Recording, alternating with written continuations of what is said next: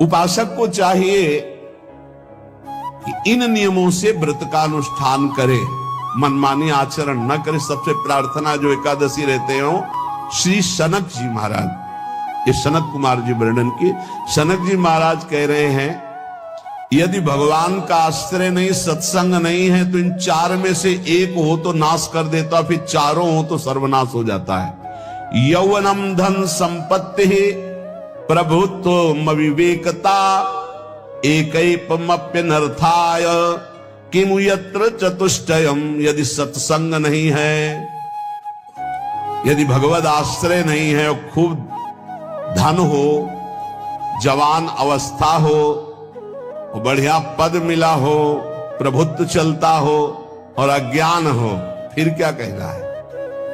बोले ये चारों जहां मौजूद होते हैं वहां सर्वनाश का खेल शुरू हो जाता है। अगर इनमें से एक हो तो सर्वनाश करने में पर्याप्त है। बार बार चिल्ला के कह रहे क्योंकि कलयुगी इन पुत्रों को अब समझ में नहीं आ रहा, जो बोओगे वही काटोगे। अगर आप अपने पुत्रों को शत अध्यात्म की शिक्षा देंगे और स्वयं अध्यात्म से चलेंगे तो तुम्हारा बुढ़ापा ठीक से जाएगा नहीं। बुढ़ापा बहुत मुश्किल से कटता है, बहुत मुश्किल से। हाँ, हमें कई दृश्य देखने को मिलते हैं। बता रहे एक बार बिंदौर इधर है, इच्छावर फतेहपुर, वहां से भ्रमण करते यार, बड़े मकान से वयोवृद्ध भागते हुए आए, स्वामी जी स्वामी जी स्वामी। बहुत कष्ट में हूं। क्या कष्ट है आपको महल से उतर रहे, ये किसका है? बोले मेरा ही है। उनका कष्ट क्या है? बोले 4 लड़का है, 4 बहू है, सब खाते पीते हैं, मैं बहुत कष्ट में हूँ, सब कोई अपमान करता है। वह निकलो फिर बाहर, बाबा जी बनो, भजन करो, भगवान के मार्ग का अनुसरण करो। चौथी अवस्था है। बोले ये तो नहीं हो सकता, रहूंगा तो यही कुछ ऐसा कर दो कि जिससे हमारे बच्चों की बुद्धि बदल जाए, जो हमको पीटते हैं, गाली देते हैं, उनका वो जादू तो हम जानते नहीं। और चल पड़े और बड़ा अंदर से चिंतन हुआ कि जीव कितना आसक्त है उन्हीं पुत्र परिवार घर में। अब बुढ़ापे का समय है, चौथी अवस्था में अगर घर ही में रह के भजन करो तो झंझट नहीं होगी। जो मिले जैसे मिले जीवन यापन करो, भजन करो, लेकिन प्रभु से मतलब नहीं। तो जितने भी जवान भाई बहन सुन रहे हैं, आप अपने माता पिता को, यहां हमारा वेद कहता है मातृ देवो हो, माता भगवान है, पितृ देवो हो, पिता हमारा भगवान है। धर्म के द्वारा कमाए हुए धन से माता पिता की सेवा करो, सुंदर आचरण करो जो महापुरुषों के द्वारा विधान किए गए हैं। पाप आचरण कभी मत करो। हमारे आचरणों में से एक भी ऐसा आचरण नहीं होना चाहिए जो दूसरे को दुखी करके धन संपत्ति लेने वाला हो।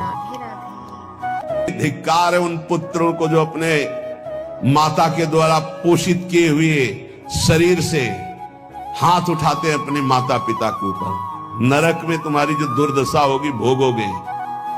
एक हमको दिखाया गया दृश्य कि अपनी माता की कोख में लात मारता है, थप्पड़ मारता है, पिता बैठा है उसको लात मारता है, थप्पड़ मारता है, बाल घसीट कर गेट तक माता को ले जाता है। अब इनकी जो दुर्दशा होगी ये बोल नहीं पाएंगे, बता नहीं पाएंगे। ऐसी जगह मारा जाता है कि बस तलक्षते रहो, कुछ कह नहीं सकते। घोर नरकों की प्राप्ति होती। वेद कहता, तैत्तिरीयोपनिषद, मातृ देवो भव। ध्यान से सुन लो, सत्संग है, ये माता साक्षात भगवान है।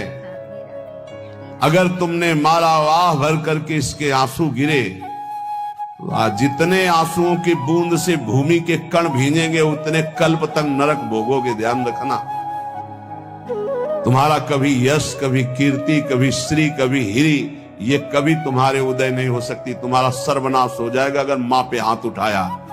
पितृदेवो भव, पिता साक्षात भगवान है। देखो भगवान अवतरित हुए तो प्रात काल उठी कै रघुनाथा, मातु पिता गुरु नावहि माथा। आचार्य देवो भव, माता साक्षात भगवान है, पिता साक्षात भगवान है, आचार्य गुरुदेव साक्षात भगवान है। जो अपनी माता को, अपने पिता को दुख देता है, अपने गुरुदेव की अवहेलना करता है, उसका कभी मंगल हो सकता है? वो कभी सुख प्राप्त कर सकता है? वेद कहता है जो निर्दोष कर्म करते हुए धन कमाकर, कैसा कर्म? निर्दोष कर्म करते हुए धन कमाता है और उस धन से अपने बूढ़े माता पिता और गुरुजनों की सेवा करते, जीवन धन्य है। धिक्कार है उस पुत्र को, धिक्कार उस जवानी को, धिक्कार है उस धन को, धिक्कार उस बुद्धि को जिसको ये सब प्राप्त होने पर भी अपने बूढ़े माता पिता को दर दर के भटकने के लिए विवश कर देते हैं, जो अपने बूढ़े माता पिता को कष्ट देते हैं। जहां वेद कह रहा है मातृ देवो भव, पितृ देवो भव, आचार्य देवो भव, अतिथि देवो भव, चारे बातें कही। अतिथि देवो भव, अगर बिना परिचय के कोई आ गया, कह रहा भूखा हूं, भोजन पवा दो, भगवान पधारे हैं, हम कह रहे मत अंदर आने दो, गेट के बाहर पवा दो, तुम्हारा संशय, पर उसे भूखा मत जाने दो। अतिथि देवो भव। जो निर्दोष कर्म करके अर्थ कमाकर अपने माता पिता गुरुजनों की सेवा करता है, उसी का जीवन धन है। पशुवत आचरण, मनुष्य शरीर प्राप्त करके राक्षस आचरण, राक्षसों की यही पहचान होती है। मां नहीं मातु, पिता नहीं देवा, साधुन ते करवा वही सेवा। तुम्हारे जो पुण्य है ना सब भस्म हो जाएंगे, आप खिलवाड़ मत समझो। वो विरक्त है, भले तुम्हें नौजवान दिखाई दे रहा है, वो शरणागत है, जो आचार्य ने मंत्र दिया वही गुरु परंपरा से चला रहा, वही मंत्र उसमें, आप उसको बोल रहे हमारे लिए कुर्सी डालो, पैंट शर्ट पहने हो कुर्सी डालो। हाँ, आप असमर्थ हो तो हाथ जोड़कर प्रार्थना कीजिए कि बैठने में हमारी टांग टूट गई है, हम बैठ नहीं पा रहे हैं, क्या व्यवस्था हो सकती है क्या? याचना इस कोटि की। आदेश, बाबा जरा कुर्सी लाना, बाबा तो कुर्सी रख देंगे, आप उनको तुम भिक्षुक समझते हो, सारे सुकृत तुम्हारे नष्ट हो जाएं। ये जो संतों के द्वारा दिए हुए आसन में ये अयोग्य पुरुष बैठ जाते हैं ना, इनके सारे सुकृत नष्ट हो जाते हैं। ये क्या समझते हैं? तुरंत आसन दिया जाता है, किसी भी आओ, आसन को प्रणाम करके समेट कर रख दो। अगर आसन में बैठने की योग्यता रही, आसन में बैठने की योग्यता उसकी मानी जाती है जो सामने बैठा है, उस स्थिति का हो या उससे श्रेष्ठ हो। बहुत होश में ये बातें सत्संग में ही मिलती है और अन्यत्र नहीं मिलती। आसन बिछाने का मतलब तुम कोई महान नहीं हो गए हो, अपने में दैन्यता नहीं तो वैष्णव किस बात के? आसन ग्रहण को वैसे ही बिछा हुआ है, उसके ऊपर आसन लगा हुआ है गुरुजनों के लिए, श्रेष्ठ जनों के लिए। आप आसन में बैठने के अधिकारी हैं। सत्कर्म के द्वारा कमाए हुए धन से मातृ देवो भव, पितृ। वेद कहता है पापाचरण किया और आपको गड्डी पकड़ा दी, आप निर्दोष को दंड दे दिए और दोषी को धन के कारण मुक्त कर दिए। अब आपके परिवार में जो तांडव मचेगा वो झेल नहीं पाओगे, चाहे कोई भी हो। बहुत ध्यान से सुनना, है सत्संग है, ये शास्त्र है। जो अधर्म पूर्वक दूसरे के द्वारा दिए हुए धन से गलत निर्णय करता है, दोषी को मुक्त करता है और निर्दोष को दंड देता है, उसको दुखिया को न सताइए, दुखिया देगा रोए। जब दुखिया के मुखिया सुने तब तेरी गति क्या होए। मर्सिडीज गाड़ी में भून जाओगे भुट्टे की तरह अंदर, कोई सांस लेने की जगह नहीं मिलेगी। कैसे?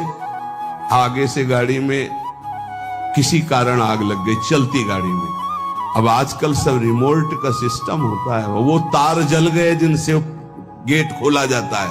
अब गेट लाख लोग हैं आसपास, कोशिश कर रहे हैं, न गेट खुल रहा है न शीशा तोड़ा, भम मचा हुआ है। चीखते हुए अंदर एक एक परिवार का सदस्य भस्म हो रहा है। क्यों? किसी के परिवार को उजाड़ा तुमने, किसी के निर्दोष की तुमने दंड विधान किए हैं, पापाचरण किए, वो भोगना पड़ेगा। इसीलिए बार बार तुम्हें भयावह शब्दों से कहते, कोई तुम्हें दंड नहीं देगा, तुम्हारे कर्म हर समय तुम्हारी खोपड़ी में सवार हो, वही तुम्हें दंड देंगे। जिसमें महापुरुष विधान किए हैं कि ये आचरण करो वो सुकृत है, और जिसे मना करते ऐसे पापाचरण मत करो, कभी दूसरे का अहित मत करो। जो कोई भी हमसे श्रेष्ठ गुरुजन है उनका आदर करो, श्रद्धा पूर्वक। माता पिता गुरुजन अतिथि इनकी सेवा करना परम धर्म है। अश्रद्धा पूर्वक इनको कभी मत बर्ताव करो। बोलना, भोजन, ले बूढ़े जनों को ऐसे देखा है, ऐसे बड़ा कर लो, तुम्हारी भी बुढ़ापा आएगी, पता नहीं आ पाएगी कि नहीं आ पाएगी। अगर आएगी तो बहुत बढ़िया आएगी, तुम्हें ऐसे सताएगी कि आप देख लेना। बहुत हमारा हृदय इस बात से पीड़ित हो जाता है कि मां के प्रति ऐसा बर्ताव, जिस मां ने इतना पिता की क्षमता से हजारों गुना बढ़कर माता का प्यार होता है, ऐसे माता को, ऐसे पिता को हमें तो लगता है रोज चरण धो के पीना चाहिए। भगवान साक्षात इनमें विराजमान है। भगवान सच्ची कहता हूं, जो अपने माता